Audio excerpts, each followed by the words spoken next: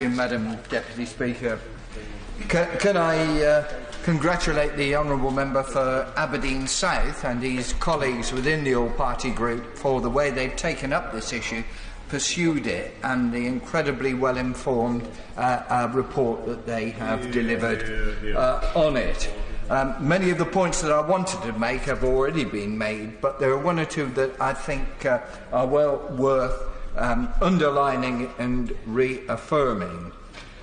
First of all, the issues around the retrospective nature of the approach.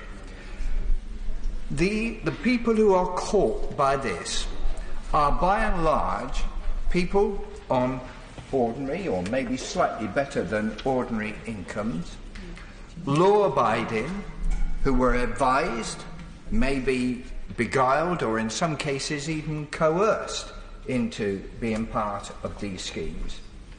And secondly, having been part of these schemes, filled in their tax returns, declared everything so that there was no attempt to hide their tax status and returns from HMRC. And whilst it may be true that HMRC did not approve those schemes, it is quite self-evident that they ignored whatever evidence was in front of them that may have justified taking action. And to take action now, after 20 years, is totally unfair, defies all laws of natural justice. I'm sorry, I'm not taking any interventions.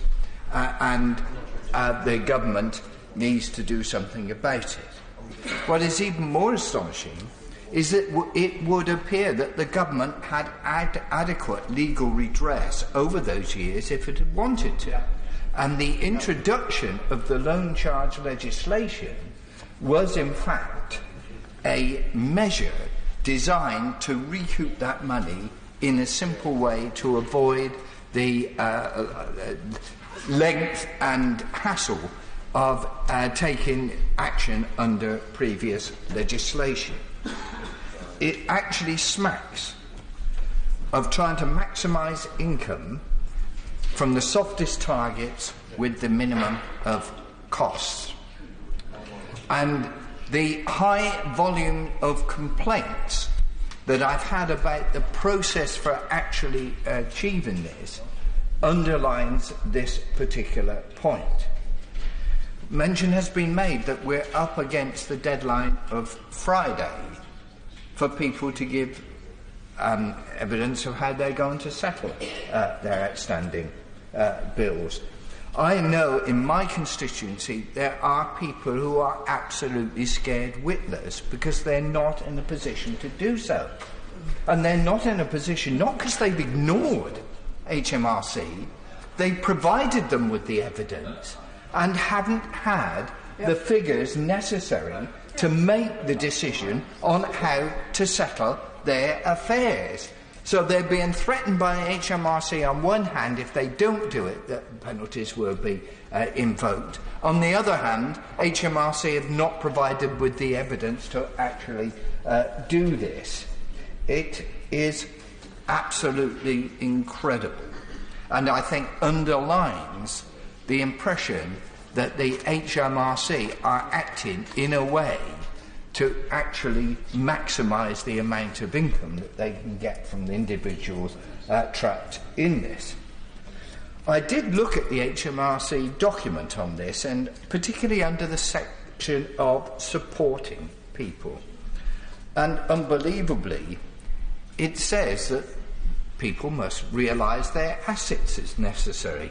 I suppose if you're a multi-millionaire, that's a reasonable approach to take. But for ordinary people, particularly retired people on low incomes that may just have their homes as their main asset, that is a totally inappropriate way of saying you're supporting surgery.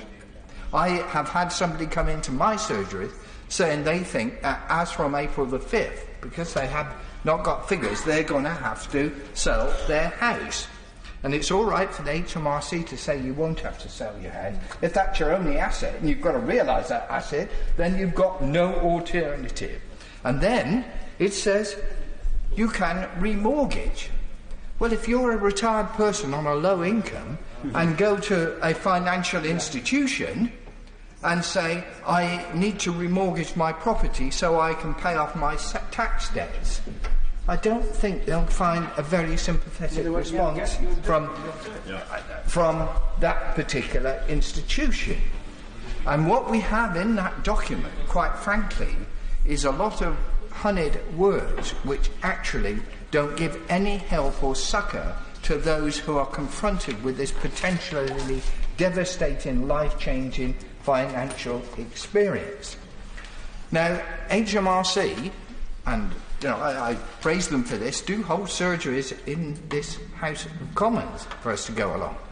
I went along with a couple of cases on loan charges, and would you believe it, there was nobody there who was in a position to give me an answer. Now, given the fact that this is the preeminent issue that members face as of this moment, and HMRC presumably are trying to improve the communication between constituents, MPs and themselves, it does seem to me to be an amazing omission, and can only underline again the fact that HMRC does seem totally indifferent to the plight that their particular processes and the culture that's surrounding those processes are generating. I would just conclude, Mr. Deputy Speaker, to the Minister. There will be thousands of people watching this debate today knowing that their future welfare, their livelihood and their happiness can depend on the words of advice that you give at the conclusion of this debate. I just hope that it will be favourable. Treasury ministers don't often have a chance to make people happy, but here's an opportunity to do so. Mike Penning. Thank you very much indeed, Mr.